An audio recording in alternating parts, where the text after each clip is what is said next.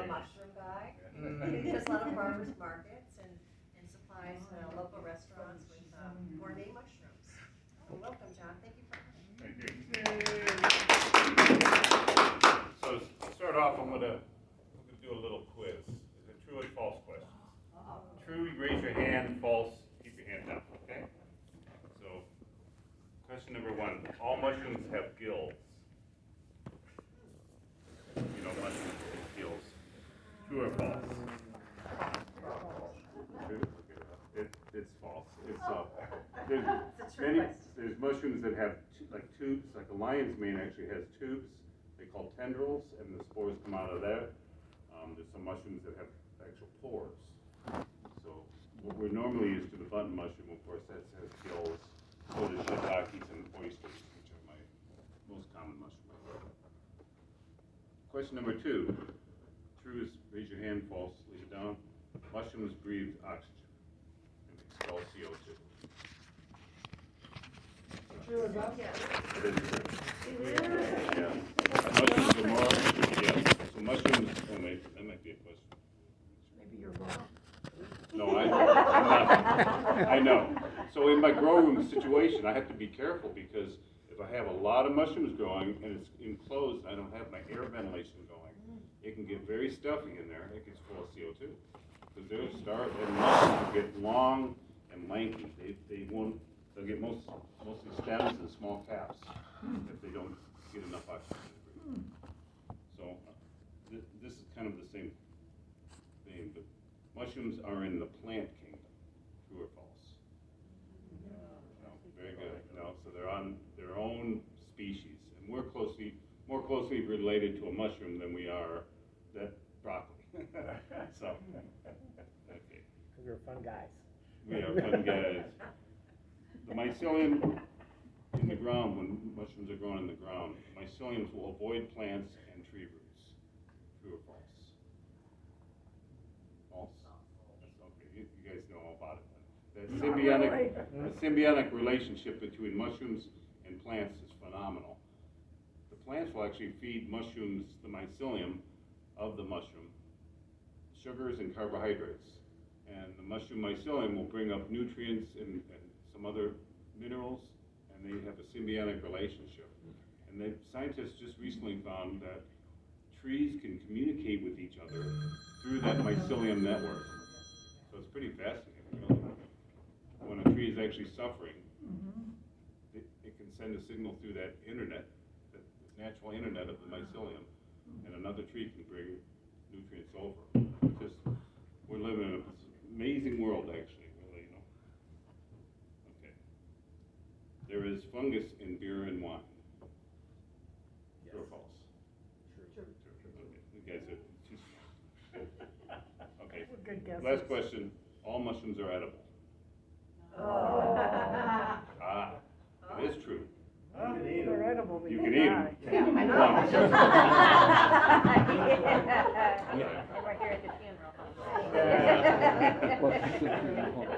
So I started this gig as a hobby. I bought some spawn plugs of shiitake, and I cut down some oak trees, the limbs, and made my own shiitake logs. It takes a year to cultivate or to colonize a log, so it's patience. But once I tasted the shiitake, I got hooked. And I opened the books up and I studied the subject. Internet was, there's a lot of information, good and bad, but I found a lot of good information on the internet and learned how to grow mushrooms. So I started out in my barn, and I built a very small laboratory. And with that lab, I had planned on buying an autoclave to sterilize it so I could sterilize my sawdust medium. That's how you need to do that with this production. So let me just kind of share that part with you.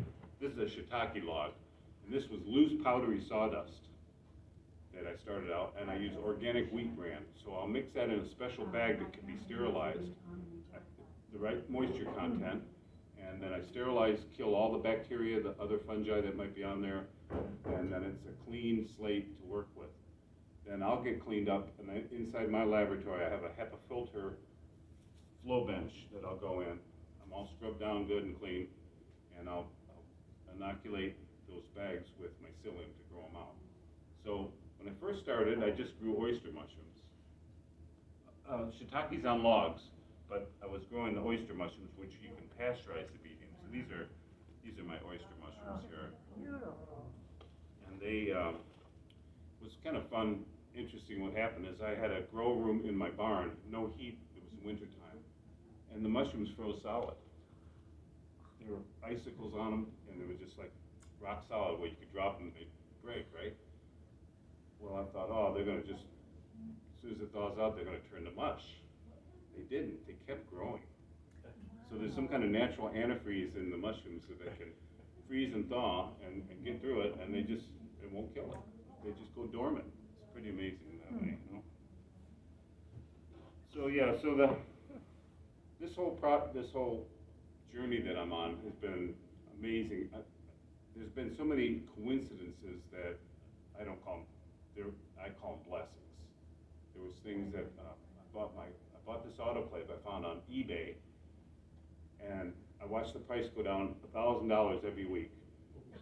It was a laboratory. It's a pretty good sized unit. It's a double door autoclave, and it was up in Ottawa, Canada, and it got down to about $1,000 or so. And I called the company and I said, you know, can you go any lower? He says, no, we're gonna scrap it if nobody bids on it. Oh my. So I ended up getting it for $750, but with import tax and the tariffs and everything, I paid another $1,000 to get it home and delivery. But it's still well worth it. It was a $20,000 piece of equipment that I got for less than $2,000. So that was amazing. But what's interesting is I built this lab thinking I'm going to eventually put an autoclave in here, and I had an opening planned for it. I built it out of that super strut and aluminum plate, printing plates, where I used to work in the printing trade, and I had it set. And when I got this autoclave, I was only off about a half an inch. I had to move 2 bolts over for this thing to slide in and make it work. And I'm like, there's something that wasn't just coincidence. There was a little bit of guidance going on somehow. You know, maybe the mushrooms knew that I was going to be a good steward. I don't know. But so yeah, that was the amazing part of it.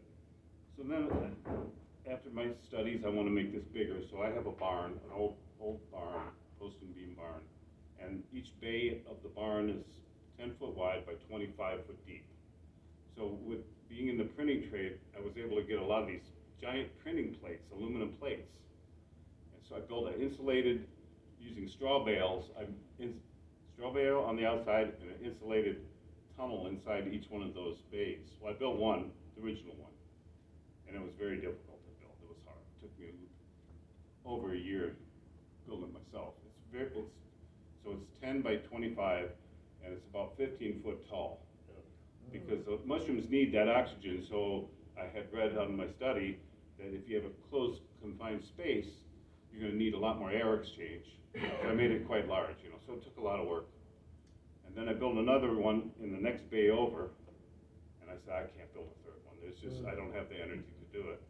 So I was able to I repurposed some shipping containers, the insulated delivery boxes that you'll see like Smith Dairy might have on the back of a truck. A guy up in Cleveland, old guy up in Cleveland, had a bunch of them, and I got them for a song. I paid $500 for a box. You couldn't even buy the insulation for that, And so I've got like 7 or 8 of those in my barnyard, all on nice foundation, nice and neat, and it was a plug and play thing where I could just, once I got it installed, I hook up electricity, got my water system in there. I use PEX tubing for heating and cooling for each one of the grow rooms, and it really is fantastic for the price, So that was another really cool thing that happened with me. So yeah, so I've got like about 300 square feet of grow room area, so it's pretty decent size. So in my laboratory, what I do is, like I said, I get all cleaned up. I'll buy a test tube of mycelium. So let's say this was an oyster mushroom mycelium. So it's on agar, agar is like, it's derived from seaweed, and they use it in science projects. But So from a reputable lab, I buy the mycelium. And inside my flow bench then, I would open this up, I'd sterilize the scalpel, and I'd take just a little piece of this mycelium out of there, and I'd place it on a petri dish. Sterilized, this has been sterilized and it has the agar on there. So I'll carefully put multiple petri dishes of that mycelium, and I'll be careful to watch it grow, and it's like a silver dollar, like a sand dollar growing. And if there's any bacteria or something, I can cut a wedge out and place that mycelium on a new petri dish and try to outrun the bacteria. Once I establish a nice petri dish, then what I'll do is I'll make a broth. So I buy organic grain, and when I sterilize the grain for the medium to grow this on, I save the malt. So I'll put the malt water in the Erlenmeyer flask, and then I have a magnetic stirrer, so this is a magnet here, and that goes on a plate, and that will spin, and it makes, instead of a one-dimensional layer of mycelium, now I've got myco soup. So I've got this mycelium broth that's full of, this takes about 10 days to 2 weeks to colonize. So this broth gets all cloudy and fuzzy, and the mycelium's running in the liquid. And I sterilize that grain in special polypropylene bags, and I'll pour it just about, just a little bit, like I can't remember now, just a shot worth of this stuff into each bag with that flow bench, so I'm totally contaminant free. I seal that bag up, and I shake that up so that liquid runs all through the grain. So then all that grain gets inoculated with mycelium. In about 2 to 3 weeks, then that grain is totally white. And the root system of the mushrooms is growing all through that grain, and it's getting food from that. Then I'll sterilize sawdust, and from there I'll sprinkle a little bit of grain in each one of those bags of sawdust. And then if I'm growing shiitakes, they incubate in my lab for 2 months. And then after 2 months, they start turning brown in the bag. It's my indication I can pull them out, and they go into the fruiting room. And it's another couple weeks before I actually start seeing a shiitake. That's what these are, shiitake mushrooms growing here. Wow. So it's a bit of a process to do it all, but it's fascinating. It's really neat. It's a little bit of mad science and a lot of luck. Because summertime is really grueling because there's so much trichoderma in the air. There's a lot of bacteria. The flies are vectors of disease, so if they get into the lab or get into my grow room at the bad time and start colonizing, some of the fungus gnats, one female can carry 300 eggs or lay 300 eggs, and in 21 days you've got 300 flies, and then they lay. Wow. So it's very difficult. Luckily, just recently, I've got a good gardener friend who grows lots of vegetables. He told me about this product. It's called Pyganic, and it's made from chrysanthemum flowers. And it's the oil from chrysanthemums, and it's pretty broad spectrum pesticide, but it's organic, it's natural. And so I'll use it carefully, but I'll go in there, if the fly population's getting bad, I'll fog my room with that, and it takes them out, wipes them out pretty quick. But they can become immune to it too, so you gotta be careful with that. So, let's see what I have. So, with my studies, I met an architect, and he was so intrigued with how hard the blocks are. And so, when I grow my reishi mushroom, which is a medicinal mushroom for teas, it's a hard woody mushroom. We can pass that around, but I'll let you touch that and look at it. So this, I grind it up and I make medicinal teas from it. So that's how they grow on the block. But you guys can just kind of look this over. So the architect saw this. It's super light. It's like a composite material. I mean, you could almost run over with a truck. It's really, really tough stuff. And so he was really intrigued with that. So I started working with him, just let him know what I know. He got a hold of MIT. The MIT was very interested in, did some studies. And we have a program in Africa, in Namibia, to grow food and also possibly make building materials because it's like a natural insulation. So, it's a hot climate in Africa, so it's an insulation isolated block home could be a shelter, you know. It's a bit out there, but it's, you know, Worth exploring. it's worth exploring, Yeah. so. And, yeah, so this architect also was working with NASA, and he mentioned to me, he said certain mycelium, NASA have found out that certain mycelium absorbs radioactivity. It can absorb gamma rays. And the darker the pigment of the mycelium, the more that will work. So I have some plum trees that got the plum rot, the knot, I think they call it black knot, I think, on it. So it says like big black galls on there. It's a fungus. So I said, hey, Chris, what do you think about sending that to NASA and have them study that? Well, a chunk of that went up to the space station, and I haven't heard what's going on with that, but it was from Valley City, a plum tree from Valley City. It's ended up, a chunk of that went up to the space station, so that was kind of neat. So I sell to restaurants, and that's why I was a bit late today. I went up to Tremont. I sell to Dante's in Tremont and Fat Cats, and the traffic was a little snarled. So, but that's my year-round sales, and then I do farmers markets during the summer. And I'm doing a Crocker Park market now, and we have an indoor market in the winter. So we go all year round. So what was a hobby, I turned into a business that I'm paying the mortgage and utilities, and I'm putting money back into the business. This architect that I was working with, I was trying to help him promote so he could leave me alone. I could just stay home and do my thing, and he could go off in his weird, you know, architect things that he wanted to do. So I was online at a government auction site, and there was an autoclave, a flow bench, and an electric boiler. Everything you need to do this in the laboratory. I said, Chris, you should bid on this. So he went and bid on it. He was the highest bidder. Now I'm talking about equipment that's worth $60,000, $70,000, right? He got it for $179. Oh. It cost him a little bit more to ship it. It was in Kentucky, but he got it shipped up into Cleveland. I came to his shop. I helped him install it. I gave him all the advice I could.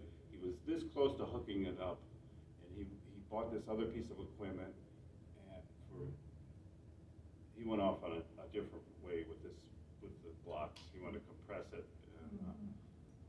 and I started backing off on it, and then he told me, he said, it's too cost prohibitive to continue. I'm going to have to sell everything. I'm like, you got to be kidding me, right? He goes, why? Do you want it? How could you not? Well, it's in my barn now. The autoclave is, and I bought another shipping container, and I have the flow bench in there.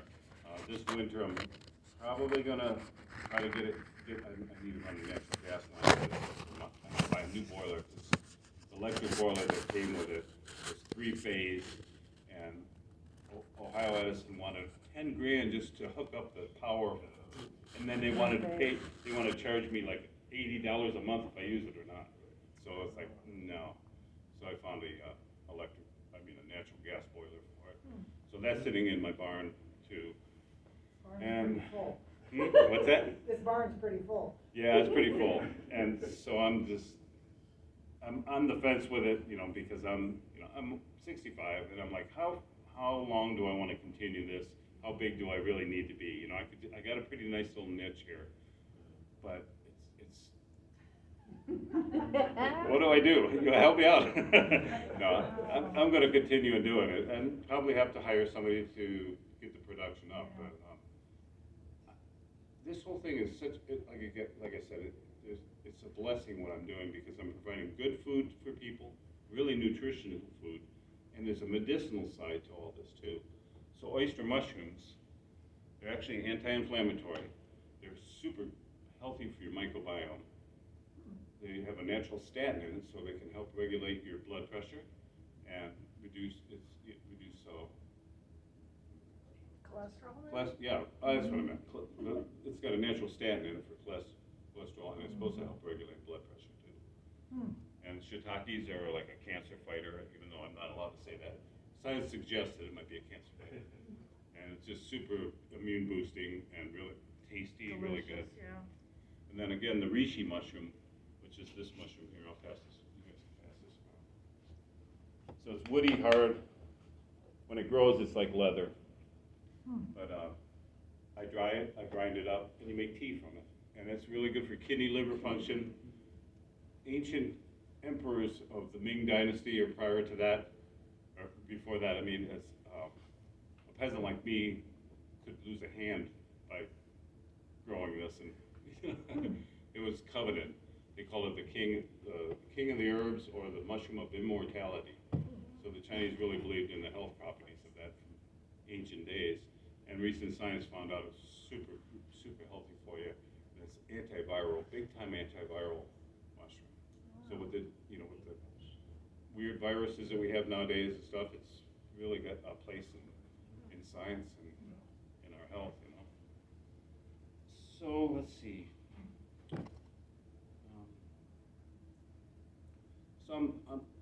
There's a lot to learn.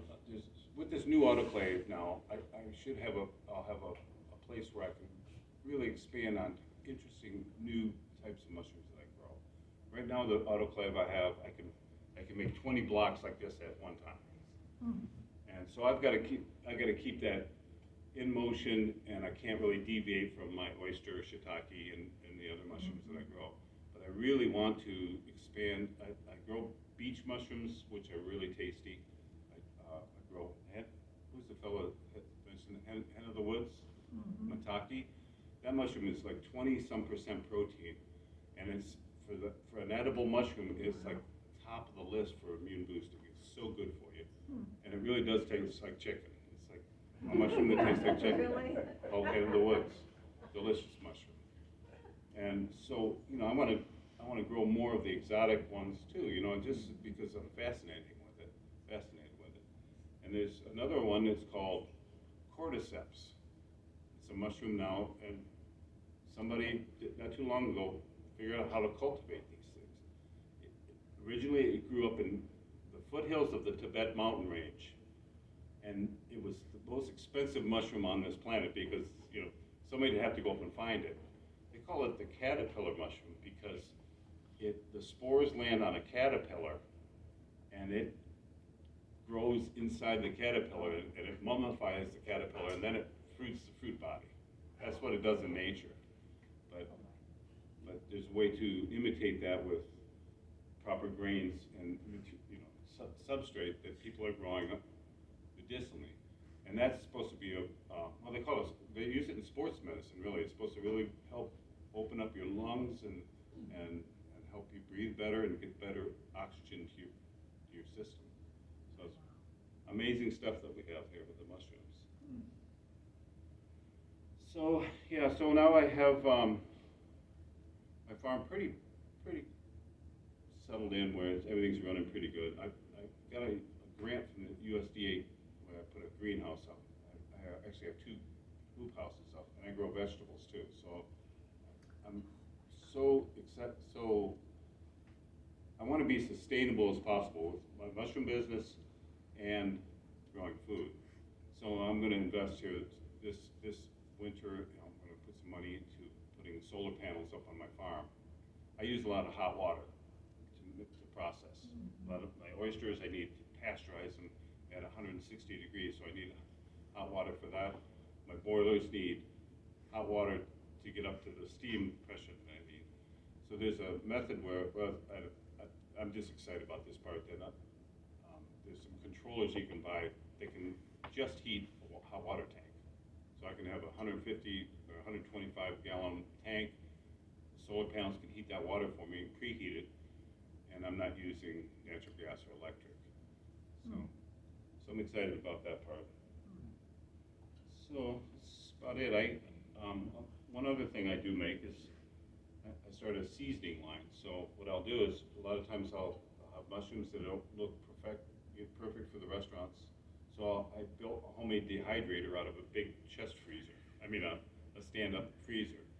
So I can put my mushrooms in there, dry them, and I bought a real nice spice grinder, pretty commercial sized one.